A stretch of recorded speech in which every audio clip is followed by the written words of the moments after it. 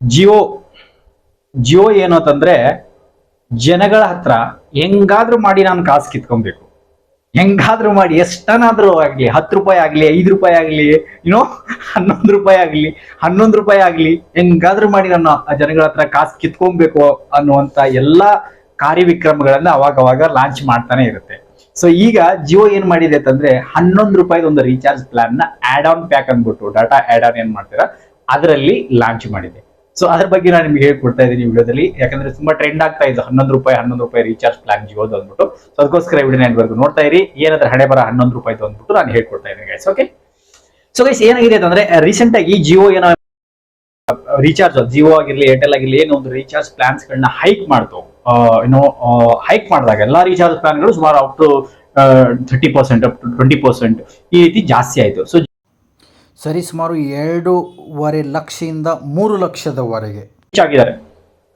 ಯಾವುದಕ್ಕೆ BSNL ಆಗಿರ್ಬೋದು, ಇನ್ನಿತ್ವೆ ಬೇರೆ ನೆಟ್ವರ್ಕ್ ಆಗಿದೆ, ಯಾವ್ದು ಕಡಿಮೆ ಬೆಲೆಯಲ್ಲಿ ಇರುತ್ತೆ. ಯಾಕಂದ್ರೆ ಸುಮಾರು ಜನಗಳು ಇವಾಗ 2 ಸಿಮ್ ಇಟ್ಕೊಂಡ್ರೆ ಕೇವಲ ಒಂದಕ್ಕೆ ರೀಚಾರ್ಜ್ ಮಾಡ್ಕೊಂಡ್ಬಿಟ್ಟು ಒಂದನ್ನ ಇನ್ಕಮಿಂಗ್ಗೋಸ್ಕರ ಇಟ್ಕೊಂಡಿರ್ತಾರೆ. ಆ ಇನ್ಕಮಿಂಗು ಬಂದಾದ್ಮೇಲೆ ಮತ್ತೆ ಅದನ್ನ ಇಟ್ಕೊಂಡು ಏನ್ ಮಾಡೋದಲ್ವಾ. ಸೊ ಹಾಗಾಗಿ ಬೇರೆ ಅದ್ರ BSNL, ಫಾರ್ ಎಕ್ಸಾಂಪಲ್ BSNL ತಗೊಂಡ್ಬಿಟ್ರೆ ಇನ್ಕಮಿಂಗ್ ಲೈಫ್ ಟೈಮ್ ಫ್ರೀ ಇರುತ್ತೆ, ರೈಟ್. ಸೊ ಒಂದು ಯಾರು ನಿಮಗೆ ಇನ್ಕಮಿಂಗ್ ಫ್ರೀ ಬೇಕಾಗಿರುತ್ತೋ ಅವ್ರು BSNL ಗೆ ಸ್ವಿಚ್ ಆಗಿಬಿಟ್ಟಿದ್ದಾರೆ. ಸುಮಾರು 25ರಿಂದ 30 ಲಕ್ಷ ಜನಗಳೇನು ಸ್ವಿಚ್ ಆಗಿದ್ದಾರೆ.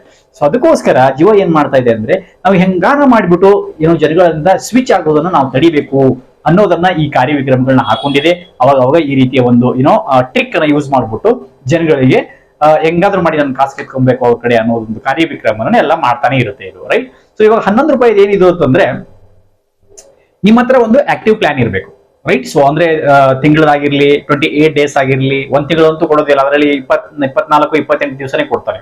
ತಿಂಗಳ ಪ್ಲಾನ್ ಅಂತ ಹೇಳ್ತಾರೆ, ಬಟ್ ಅದ್ರಲ್ಲಿ 28 to 24 ಡೇಸೇ ಇರುತ್ತೆ. ಸೊ ಅಂತ ಒಂದು ಆಕ್ಟಿವ್ ಪ್ಲಾನ್ ಇರ್ಬೇಕು ನಿಮ್ಗೆ. ಇದ್ದಾಗ ನೀವು ಆಡ್ ಆನ್ ಏನ್ ಹಾಕ್ತೀರಾ ಡೇಟಾನ, ಅದರಲ್ಲಿ 11 ರೂಪಾಯಿ ರೀಚಾರ್ಜ್ ಮಾಡಿದ್ರೆ 10 GB ಸಿಗುತ್ತೆ 1 ಅವರ್ಗೆ. 1 ತಾಸು, 1 ಅವರಲ್ಲಿ ನೀವು 10 GB ನ ಖಾಲಿ ಮಾಡ್ಬೇಕು. 1 ಅವರ್ ಖಾಲಿ ಮಾಡಿಲ್ಲ ಅಂತಂದ್ರೆ ಅದು ಮುಗಿದೋಗುತ್ತೆ. 10 GB ನೀವು ಮಾಡದೇ ಇರಿ, 1 ಅವರಲ್ಲಿ ತಿರ್ಗಾ ನಿಮ್ಗೆ ಬೇಕಾದ್ರೆ ತಿರ್ಗಾ 11 ರೂಪಾಯಿ ಮತ್ತೆ ರೀಚಾರ್ಜ್ ಮಾಡ್ಕೊಬೇಕು. ಬಟ್ ಆಕ್ಟಿವ್ ಪ್ಲಾನ್ ನಿಮ್ಮ ಹತ್ರ ಇರ್ಬೇಕು ಯಾವ್ದು ಒಂದು. ಸೊ ಈ ರೀತಿಯಾಗಿ ಏನಿದೆ 10 GB ಕೊಡುವಂತ ಕಾರ್ಯವಿಕ್ರಮನ್ನ 11 ರೂಪಾಯಲ್ಲಿ ಜೀವನ ಹಾಕೊಂಡಿದೆ. ಬಟ್ ಆದ್ರೆ ಇದು ಯಾರಿಗೆ ಲಾಭ ಆಗ್ಬಿಟ್ಟು, ಒನ್ ಅವರ್ ಅಲ್ಲಿ 10 GB ಯಾವನು ಯೂಸ್ ಮಾಡ್ತಾನೆ, ಅಂದ್ರೆ 500 MB ಯೂಸ್ ಮಾಡ್ತಾರೆ ಅಷ್ಟೇ ನಾರ್ಮಲ್ ಯೂಸ್ ಮಾಡೋರು. ಸರಿ, ಹೋಗಿ ಯಾವ್ದಾದ್ರು ಕಂಟೆಂಟ್ ಅಪ್ಲೋಡ್ ಮಾಡೋರಾಗ್ಲಿ, ವಿಡಿಯೋ ಅಪ್ಲೋಡ್ ಮಾಡೋರಾಗ್ಲಿ, ಡೌನ್ಲೋಡ್ ಮಾಡ್ಕೊಳ್ಳೋರಾಗ್ಲಿ ಮಾಡಿದ್ರು ಕೂಡ ಇಷ್ಟೊಂದು ಸ್ಪೀಡ್ ಇರುತ್ತಾ? 1 ಅವರ್ ಅಲ್ಲಿ 10 GB ಡೌನ್ಲೋಡ್ ಮಾಡ್ಕೊಳ್ಳುವಂತ ಅಥವಾ ಅಪ್ಲೋಡ್ ಆಗುವಂತ ಇಷ್ಟೊಂದು ಸ್ಪೀಡ್ ಡಾಟಾ ಇರೋದೇ ಇಲ್ಲ. ಅದು ನೆಟ್ವರ್ಕ್ ಅಷ್ಟೊಂದು ಸ್ಪೀಡ್ ಇಲ್ಲೇ ಇಲ್ಲ. 4G 5G ಅಂತೂ ಬಿಟ್ಟೇ ಬಿಡಿ, 5G ಇಲ್ಲಿ ಸಿಗೋದೇ ಇಲ್ಲ ಇವಾಗ. 4G ಅಷ್ಟೊಂದು ಸ್ಪೀಡ್ ಇಲ್ಲ, 1 ಅವರ್ ಅಲ್ಲಿ 10 GB ಆಗೋದಿಲ್ಲ. ಸೊ ಹಾಗಾಗಿ ಎಷ್ಟೊಂದು ಟ್ರಿಕ್ ಹಾಕ್ತಾರೆ ನೋಡಿ ದುಡ್ಡು ಕಿತ್ಕೊಳ್ಳೋಕೆ. ಅಂದ್ರೆ ಜನಗಳ ಹತ್ರ ಹೆಂಗಾದ್ರೂ ಮಾಡಿ ನಾವು ದುಡ್ಡು ಕಿತ್ಕೋಬೇಕು ಅನ್ನುವಂತ ಒಂದು ಟ್ರಿಕ್ ನ ಯೂಸ್ ಮಾಡ್ಕೊಂಡು ಜಿಯೋ ಈ ರೀತಿ ಮಾಡ್ತಾನೆ ಇರುತ್ತೆ. ಸೊ ಈ 11 ರೂಪಾಯಿ 11 ರೂಪಾಯಿ ಮಾಡುವಂತ ಅವಶ್ಯಕತೆ ಇಲ್ಲ ನಿಮ್ಗೆ. ಮಂತ್ಲಿ ಏನ್ ವ್ಯಾಲಿಡಿಟಿ ಇರುತ್ತೆ ಅದೇ ಮಾಡ್ಕೊಳ್ಳಿ. ಇಲ್ಲ ಅಂತಂದ್ರೆ ಜಿಯೋದಿಂದ ಸ್ವಿಚ್ ಆಗಿ BSNL ಬನ್ನಿ. BSNL ಸುಮಾರು ಬೆಸ್ಟ್ ಆಫರ್ಸ್ಗಳಿವೆ, ಲೈಕ್ ಲೈಫ್ ಟೈಮ್ ಫ್ರೀ ಆಫರ್ಗಳಿವೆ.